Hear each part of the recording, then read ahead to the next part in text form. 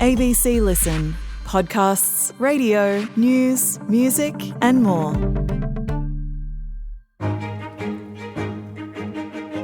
Hi, I'm Patricia Carvelis, the host of the Politics Now podcast. 2026 is already shaping up to be another huge year in politics, with inflation remaining persistently high, lingering housing challenges, and now a royal commission getting underway.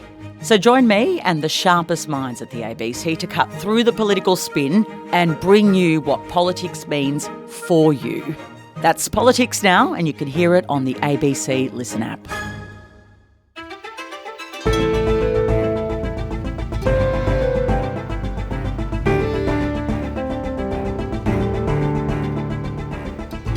They used to be known as personal assistants or PAs. Now you can just get an AI agent to plan your day, answer your emails, and, well, organise your life. And the agents can even talk to each other. But is the latest wave of artificial intelligence really safe to use yet? Today, computer security expert at Melbourne Uni, Shaanan Cohney, on how it works and whether we're a step closer to AI taking our jobs. I'm Sam Hawley on Gadigal land in Sydney. This is ABC News Daily.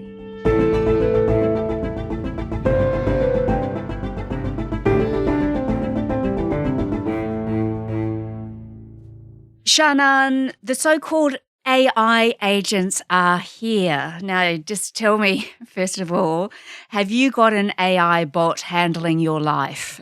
If I look at the computer screen in front of me right now, I can see 4 different agents already working on things that I've sent them to do over the last 30 minutes. Right. They don't have access to my emails, but they got access to a lot of other things. Okay, so just give me an example of what they're doing for you right now. So one of them, I've actually asked it to help me set up other AI agents. All right. There's one that is looking at the website for my class and making sure that all the tutors are on there with all their personal details to send to the rest of the class.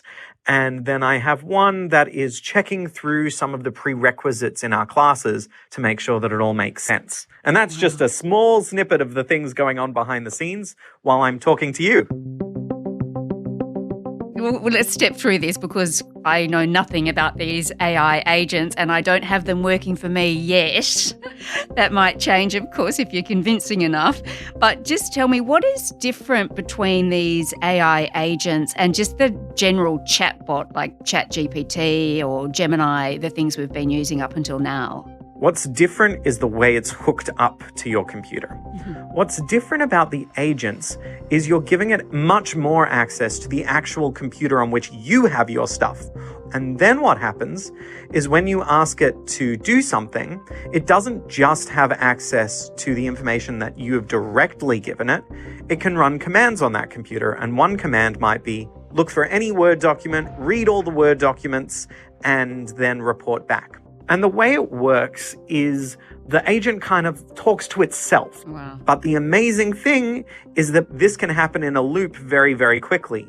So rather than you seeing the output from ChatGPT and saying, oh, I kind of sort of like that, but I need to feed it in a second time, and then it sends something back to you, that takes an awfully long time. So much better if it can go in these loops by itself and work for a little while before coming back to you. And that's essentially the idea of an agent. And one of these agents is called OpenClaw. Now, apparently all the tech-savvy people are already using this. So what can it do? So OpenClaw is really a way to connect agents together and a way to give your agents memory. So right now, the way that I'm personally running my agents is every time I want a particular task done, I have to type something into the box. So it might be write me a program, and then it goes away for an hour and comes back. But after that, I have to instruct it again. Mm-hmm. The idea behind OpenClaw is it saves on your computer some files that mean that it doesn't always have to come back to you. So you might leave it with an initial instruction that says, check my email every few hours and write me draft responses to everyone there. When you finish with a draft response, text me, and then I will tell you whether to go ahead sending it. And what it has is a way for the computer to send a message to ChatGPT every 30 minutes or so to say, please run the tools again and check if there are any new emails. And so it does this persistently in the background without you having to re-instruct it every time. Basically, it's like having your own PA that you don't have to pay a fortune for by the sound of it. That's the dream version, when it works. Oh, when it works, yeah.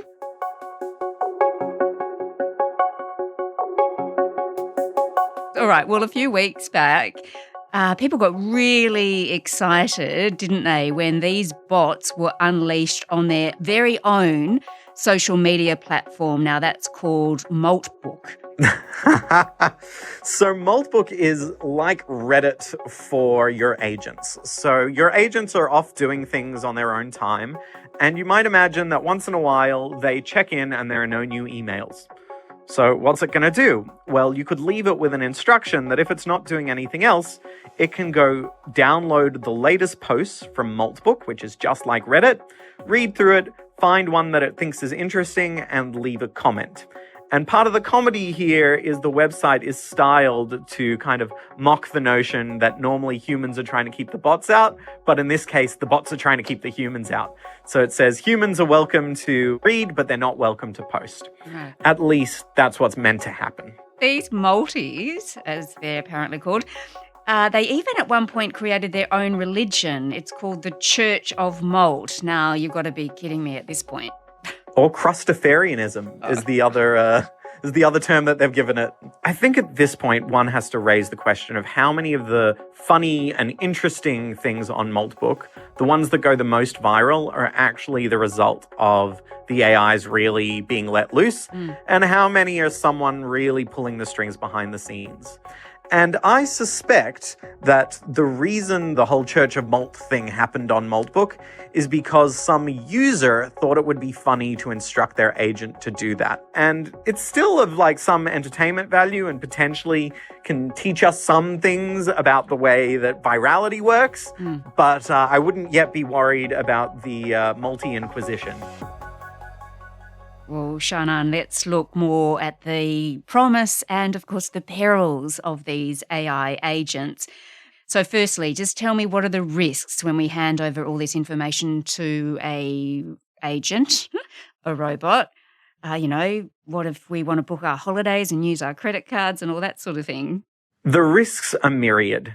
So the first is that the agent might just not do what you tell it to, and you've just given it very significant power over things that you care about. If it does the wrong thing, sometimes it might not be reversible. It might accidentally delete all the files on your computer because it thinks that was what was necessary to achieve your goal. And that's even before we consider what could happen when other individuals try and trick your agent, which is when malicious individuals come into play.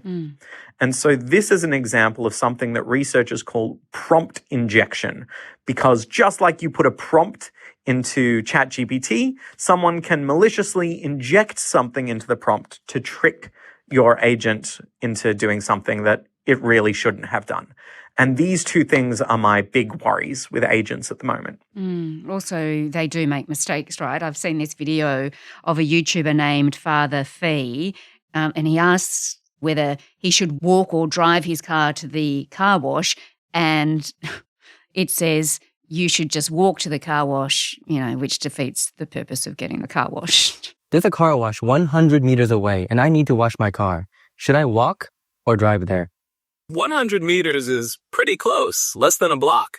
It might actually be easier and faster to just walk. Even though it might be super, super good at high-end physics, it might struggle to understand certain elements of context that might be present in a nuanced conversation. This changes all the time as the agents get better. So a year or two ago, I remember the joke was that AIs couldn't count the number of R's in the word strawberry. But now they really can. Let's turn to the particular example of the car wash. If you ask different models, they'll respond differently to that question. But let's think about if you ask the same question to a human. You might think it's a trick question and answer, you should walk. Now, that requires a level of perception as to how humans communicate.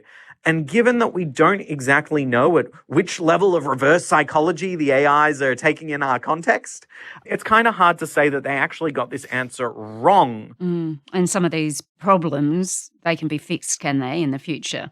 For the moment, there seems to be nothing fundamental stopping us from solving those sorts of problems. There are other things like how do we get AIs to interact with the real world effectively such that I could get it to make me a cup of coffee. That sort of thing is a little harder at the moment, and there are more fundamental barriers. But for things like understanding language, we're fairly confident that we still have plenty of room to grow.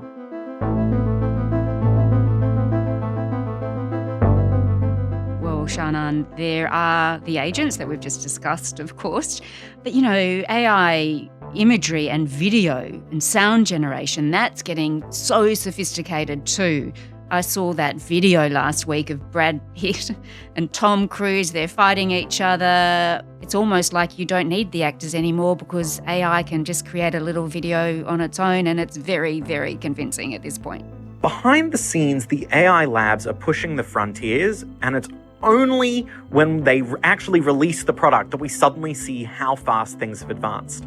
This happened in the last couple of weeks with ByteDance's release of Dance 2, which is their latest video generation model, and also with a few competitors that were all released around the same time. So you can use it to generate scenes from TV or movies with your favorite characters, or even to generate videos of people that you know, or famous individuals. And these are the things that I think has really made a lot of the content go viral in the last week. Yeah, it's pretty incredible. And of course, Brad Pitt and Tom Cruise, they'll probably keep their jobs. But I guess with all of this happening at this point, we're all wondering, will we keep ours? There is a lot of diversity in the types of jobs that people do. And the way that AI is going to impact our jobs is going to vary pretty significantly by the nature of what we do. Right now, it's hard to say who will be most affected. It seems that lawyers are likely going to have quite a challenge retaining some parts of their work. Things like reviewing lengthy documents that AI is now very, very good at. I think there are still things for lawyers to do, but bits of their work are going to go away. Programmers, that's another area where a lot of jobs are at risk because the AI agents are really good at coding. Now, for visual artists, the story is a little more complicated. For people who do live theater, well, the AIs can't do live theater yet, and I think we're a long way away from that. But for visual effects artists who are can make cool lightsaber battles in movies, that seems to be a place where AI is going to reduce the number of available opportunities, and maybe one day we'll even see more AI actors. Now, there's a lot going on here, so it's hard to really tell what the future will look like for all our careers, but there's certainly enough to start getting a bit concerned. And these AI agents, do you think they will be, really reliable at doing all these tasks for us and more quickly and maybe better than we do them ourselves anytime soon? There are already a large number of tasks for which AI agents are more competent than most workers. So that leaves us with a bit of a question. In which tasks do we have a comparative advantage? Where are we better when paired with an AI, and where are we better turning the AIs off entirely? And there are lots of those places still, but it's hard to know exactly where things will be in another 3 years as the technology advances further.